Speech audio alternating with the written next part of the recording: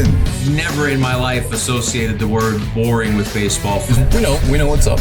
Me? Yeah. Famous? Yeah. And I'm like giddy over there smiling like, we're about to win this shit. Did everyone give you crap? Give me a good host story. I'm not picking it up. We both love the game. We talk about it every day. Getting off baseball. Having some popcorn, you're fooling around your phone. I'd have to wait in line for 3 hours. Hang on, because it's about to be a wild ride. Kenley Jansen, who would I rather be talking to? You should be talking to me. I commit. You say no other podcast. You haven't done one other podcast. I haven't done any podcast, but someone didn't contact me, or we didn't do no virtual or nothing of baseball. It isn't boring. Okay, first of all, you're spoiling it, because I'll tell you who I'd rather be talking to. There's nobody I'd rather be talking to right now. Come on. Baseball is important, baby. We're back. We're back. One more time. And so we did. I was very happy to catch up with you in spring training, but I'm like, these aren't Zoom conversations. These are face to face. These are in person. If you're part of the organization, if you're part of the family, you grab the mic and you do it. Yeah, you do it. Baseball isn't boring. Baseball isn't boring. Let's go. How are you? Good? I'm doing great, man. I'm doing great. Great to be back here in Boston playing in Fenway. It's always fun. Loving these fans, loving playing this ballpark. It's always a pleasure to be back here playing. So, first of all, I want to say this. Our condolences about your mom. We did the podcast, I think, in a couple days before she passed. 2 days right before she passed. 2 days before you passed. And so our thoughts, obviously, and she raised a great young man. Young man. And I see that on your hat you have your tribute glove, you have tributes. And so, I'm sure that it was, as you eased into the season, this felt different. It was a weird, it's the different. whole thing, right? It's still different. It's still heavy. I ain't gonna lie to you. You make me emotional right now. I know. Think That's about what it, but man. She definitely will be missed, but I'm happy for her that she's not suffering no more. And she have been suffering a lot, but it's definitely a number one fan that I lost. Talking about every night that I pitch.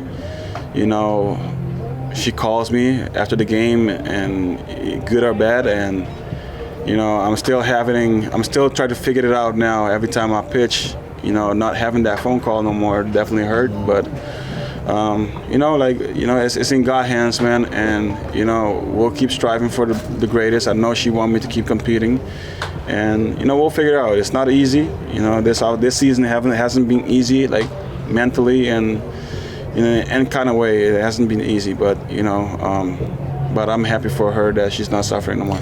And the reason I want to come back to it, she raised a good young man. You're welcome. I just called you young. So, yeah. You are young. You're a good young man, and so that's just what we here should understand, and you should be reminded of too.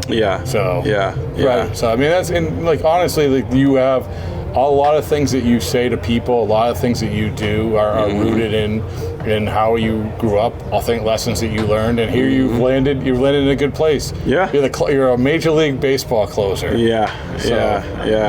You're coming a long way, and now you're going to be in the Hall of Fame. Congratulations. We'll keep working, man. We'll keep working, and we'll see how it goes. So. Definitely having a great season this year. Just one terrible game I had this year. What's going on? I basically was like, he's not going to give up a run the entire year. I was pointing to people. I was throwing my computer in front of people's faces. I'm like, look at the year that Kenley's having. Look at this. And then all of a sudden, wait, what happened? Well, I'll answer the question for it. ERA for relievers, don't look at it. All right. Don't look at it, because the thing is, you take that away, you will see what really my ERA was. So how's your horizontal break? That's it's still moving, it's still going well. So it's how you finish also too, and how you respond and bounce back from that. I think teams will love to see how you respond to those, and I'm showing it so far. And here and there, sometimes last game I was a little rusty, 8 days without pitching, and I give up a run there, but it's going well, man. It's going well, and I'm helping contribute winning here in this organization now, and we try to figure out things to put this organization back, on the winning side. And you know, a part for me it was great. Everything worked together because it's great for me to be home with my kids and be with my surrounding while I'm grieving my mom also too. How far of a drive is it for you? 50 minutes. Oh, that's not bad. It's not that bad. For LA, it's like... It's LA, yeah. It's not bad. So I'm definitely enjoying it. And like I say, man, you know, be around your loved ones and do what you love the best is playing baseball. You know, that's what it matters right now. We're here to educate young people. You've done such a good job of it. So we're going to go through some stuff. Number one is one of the things that, you know, Wash has implemented is the no phone thing, right? Which is, to me, I've talked to other guys about that, guys that you know, and I don't know what it's like to be a major league player. I do know what it's like to walk into a major league clubhouse after a game and see everybody just buried, right? Yeah. What is your perspective of that? I think the thing about him is not, you know, I get what he's coming from, because I feel like nowadays the bonding as with players and teammates, we don't bond as much no more. You know, phone is always a distraction. You know, like for me, like sometimes I check out with my family and stuff like that. But you know, it's the bonding that back in the days how they used to play the game. You know, they bond, and when the game is over, you know, I hear from a lot of great older players saying that they don't leave the ballpark right away. You know, they bond. You know, they have a couple of drinks, whatever. Back then, you know how it is. And I feel like try to keep us together, and you know, it's such a young team also too. That's what I mean. It's so young. It's like, that's why like he wants to keep the young guys, and you know, for us to just bond with each other, and you know, whatever you do in clubhouse is going to reflect outside. So I get this message. You've played with. Speaking of, he's young, but you also play with like a guy like Mike Trout. You played with some great players, man. I mean, great players. Yeah. I mean, you've been on some great podcasts. Yeah. And you've played some great players. Yeah. That's pretty good that you're like playing like you'll go in the Hall of Fame next to him. But now you're playing with Trout, and I know that he's been a little bit banged up. But what is you've been around good players. What's your take on him? Oh man, I could tell you, man, how gifted he is. It's unbelievable, man. He's so gifted in many ways, and you can see it, man. You know, it sucks that he keeps getting hurt, you know, but when he's on, man, this guy can do everything well. Like it's just a second Mookie I'm watching. That's what I wanted to bring it up. Right? I don't want to compare the two, but you can compare it's very similar. Yeah. These two guys are very gifted.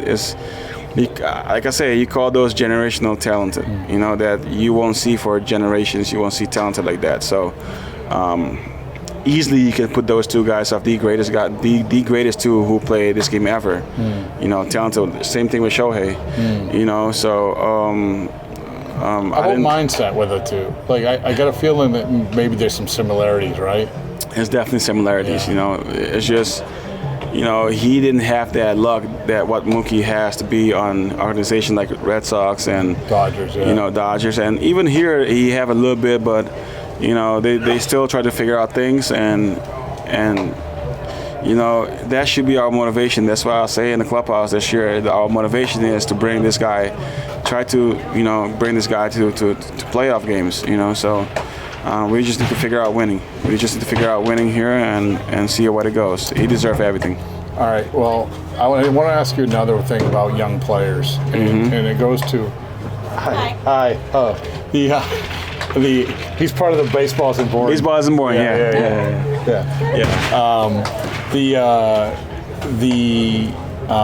When young, like obviously guys get their money, right? Mike got his money.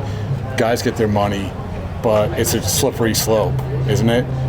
When guys get their money. He's not like that. No, but that's what I mean. He's a guy that he wants to be the best who ever. You can see it. He can hide it, but he can see that he wants to be one of the greatest who ever done it. So money doesn't mean anything to him. You know, he wants to be one of the greatest who ever done it. So. That's what I like about him, and that's when you see him go by his business. That's who he is. So. Is that a rare thing? I mean, obviously, like when you're young, it's hard to. Maybe for me, I don't know how. Because same thing with me too. Like, it doesn't. I didn't make it as a catcher, but for me, it's like it's not about money either. It's how great can I be? Like I have a chance to be one of the top 3 best or 2 best ever done it as a position. So why not? So that's how I see it. That's how I'm gonna keep grinding for. I'm gonna grind for greatness. I'm not gonna put myself in those categories, but those are things for you guys to talk about. That's a motivation of it also that I use, and that's a motivation that you see Mookie does. You see my guys like Mike does, so they want to be one of the greatest who ever done it. Can you basically talk to guys like that? Can you talk to guys and say, hey, listen, I get it, man. We're all chasing a career. We're all chasing, security. It's not. You're not chasing career. It's just. Well, I mean, career in sense of like contracts. Yeah. It's you're chasing out there. Anytime you step on the mound, you want to be the best version you can. And that's how I do it. That's why they do it. I think. And speaking for them, that's what they do. They don't take any at bat lightly. And I don't feel like I take any of my throwing pitch over there lightly. Of course we're not gonna be in our best version all the time, but that's why this game is hard. So you gotta take beating, and you gotta be mentally right to turn around. And they go through their struggles too, but you can see that money doesn't mean anything for them. What is the common thread when you talk about trying to get everyone to get on this winning way, right? You've been on winning teams, Dodgers, Braves, Red Sox won a little bit. What is the thing that you say, this is the most important, or one of the most important things? If you said about to build a team, and I know that's a pretty big statement, broad statement, but mentality, like the mentality of it. We all gotta want it. It started with us in the clubhouse to bond this one, and we all gotta want it. We all gotta. We can talk about it. At the end of the day, we gotta show it. We gotta go out there and do it, and that's why I think it's for these young guys that we have here to just prove everybody wrong. That's why I did in my career. I prove everybody wrong. And they didn't give me the closing job. I have to earn it. So it's the same thing for these young guys coming up. You just gotta earn it. I know teams nowadays might throw money quick on young guys. Like 2 weeks in the season career, they might throw money on them. But at the end of the day, they ask sometimes. You gotta still talk to those young guys and make them earn it. Make them earn it. That it's not easy, man. Like.